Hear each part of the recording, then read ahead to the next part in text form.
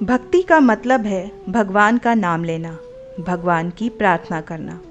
यदि आप भक्ति नहीं करते हैं, आपका भक्ति में मन नहीं लगता है, भक्ति करने के लाभ नहीं पता है, तो आज मैं इस वीडियो में आप लोगों को भगवत गीता में लिखी हुई कुछ बातें बताऊंगी। एक ऋषि के पास एक सज्जन पुरुष जाता है और उनसे कहता है कि मैं कोई नशा नहीं करता, सभी बुराइयों से दूर हूँ, दूसरों की बहन बेटियों को अपनी समझता हूँ, कोई पाप नहीं करता, मुझे भक्ति करने की कोई आवश्यकता नहीं है। लेकिन मैंने सत्संग में ऐसे ऐसे पुरुष जाते देखे हैं जो प्रत्येक बुराइयां करते थे, बदनाम थे। क्या उन लोगों को भक्ति से कोई लाभ होगा? सज्जन के प्रश्न पर ऋषि ने जवाब दिया कि जैसे 2 एकड़ जमीन है, 1 एकड़ को बांधकर संवार कर रखा है, यानी उसके झाड़ पत्ते घास काट कर हल या ट्रैक्टर से गुड़ाई करके साफ सुथरा करके रखा है, परंतु उसमें बीज नहीं बोया है। दूसरे एकड़ ज़मीन में सारे खरपतवार, झाड़ पत्ते हैं और घास खड्डे भी हैं, तो दोनों ही ज़मीन व्यर्थ है।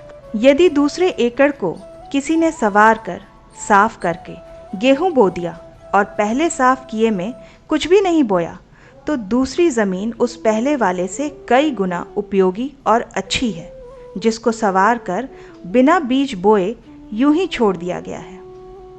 इसलिए यदि आप अगर बुराई रहित हैं, तो आपको भक्ति का बीज बोना ही पड़ेगा, तभी आपके मानव शरीर रूपी ज़मीन का लाभ होगा।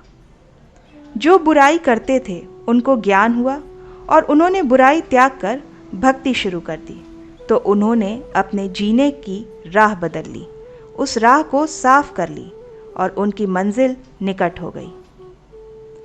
श्रीमद् भगवद गीता के अध्याय 9 श्लोक 30 में यही प्रमाण है कि कोई अतिशय दुराचारी व्यक्ति भी है, यदि वो विश्वास के साथ परमात्मा की भक्ति करने लग जाए तो उसे महात्मा के तुल्य ही मानना चाहिए।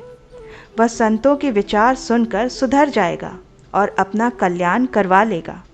इसलिए मानव शरीरधारी प्राणी को परमात्मा की भक्ति तथा शुभ कर्म, दान, धर्म गुरु जी के शरण में आके अवश्य करना चाहिए।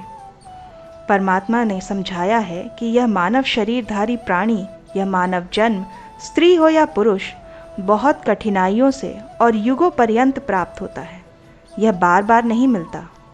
इस शरीर के रहते शुभ कर्म तथा परमात्मा की भक्ति कर लो, अन्यथा यह शरीर समाप्त हो गया तो आप इस परिस्थिति में अर्थात मानव शरीर को प्राप्त नहीं कर पाएंगे।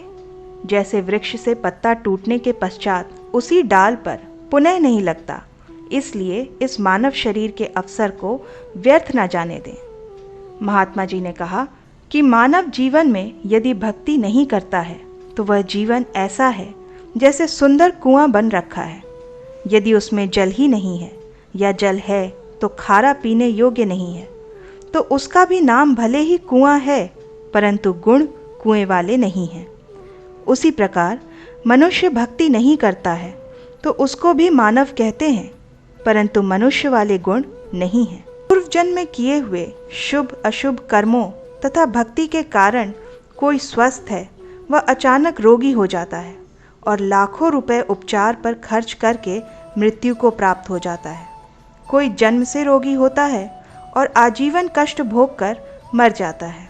कोई निर्धन होता है, कोई धनवान ही जन्मता है। किसी के लड़के लड़की होते हैं तो किसी को संतान प्राप्ति होती ही नहीं है, किसी को केवल पुत्री ही पुत्री संतान होती है, चाहने पर भी पुत्र नहीं होता। ये सब पूर्व जन्मों के कर्मों का फल मानव भोगता है।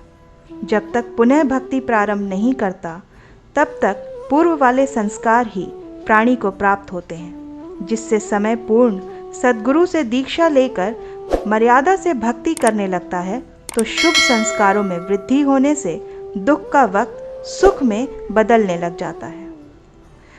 अगर आपको आज का ये ज्ञान अच्छा लगा हो तो वीडियो को लाइक और चैनल को सब्सक्राइब ज़रूर करें।